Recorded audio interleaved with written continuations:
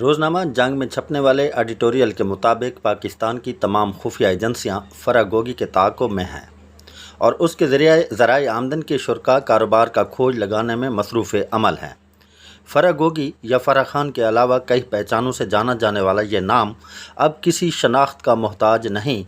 اس نام کا شہرہ سرحدوں کو عبور کر چکا ہے اور اقتدار کے ایوانوں سے قرابت داری کی وجہ سے یہ دنیا بھر میں اپنی پہچان آپ ہے۔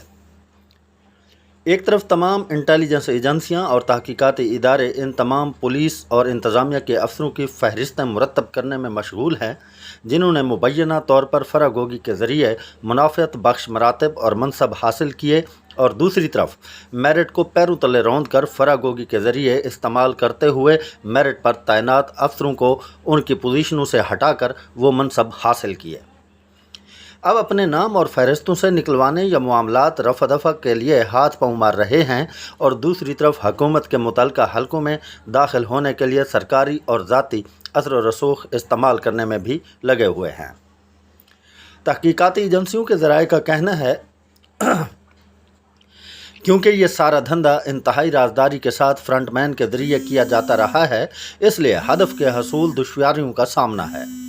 کیونکہ آسان ذرائع یا تو وہ خود شخص ہو سکتا ہے جس نے فائدہ اٹھایا اور اپنے منصب کے حصول کے لیے مطلوبہ رشوت ادا کی، یا وہ شخص جس کے ذریعے ادائیگی ہوئی ہو، یا پھر وہ جس تک وہ رقم پہنچی۔ تاہم اب سراغ رساں ادارے رفتہ رفتہ بعض فرنٹ مینوں کے ذریعے اپنا ہدف حاصل کرنے میں کامیاب ہو رہے ہیں۔ ابتدائی مرحلے میں جو فہرست مرتب کی گئی ہے اس میں شامل پولیس اور انتظامیہ کے افسروں کے تبادلوں کا عمل شروع کر دیا گیا ہے۔ انہی ذرائع کا یہ بھی کہنا ہے کہ بعض فرنٹ مینوں کا تعاون کی وجہ سے کافی معلومات حاصل ہوئیں جن کی وجہ سے خفیہ ایجنسوں کو اہداف حاصل کرنے میں کامیابی ہوئی ہے۔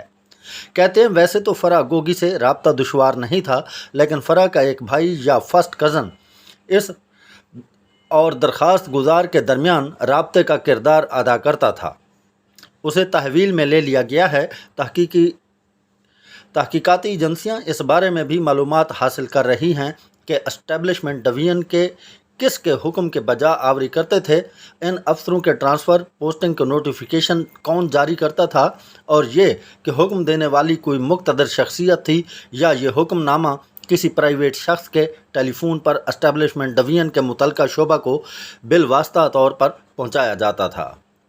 ان ایجنسیوں نے یقین ظاہر کیا ہے کہ یہ پیغام وزیر اعظم سیکریٹریٹ سے دیا جاتا تھا۔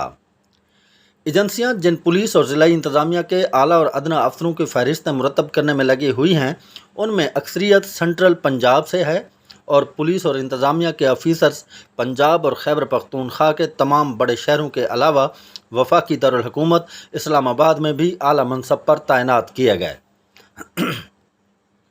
ایسے افسروں کا مستقبل انتہائی خطرے میں ہو سکتا ہے جنہوں نے اپنی طاقت ثابت کرنے کے لیے اپنے ان ساتھیوں کے حقوق غصب کیے جو مدتوں سے بڑے شہروں میں کسی پوسٹنگ کے انتظار میں تھے۔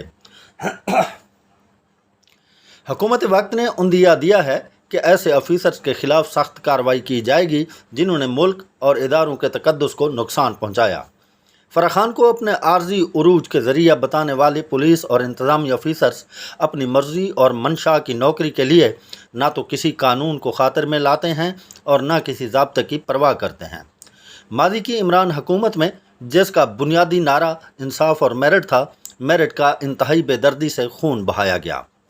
فرح گوگی کے نام پر عزت خریدنے والے آفیسر نے حکومت کی روٹیشن پالیسی کو مسترد کرتے ہوئے نئی پوسٹنگ پر خیبر پختونخوا جانے سے انکار کر دیا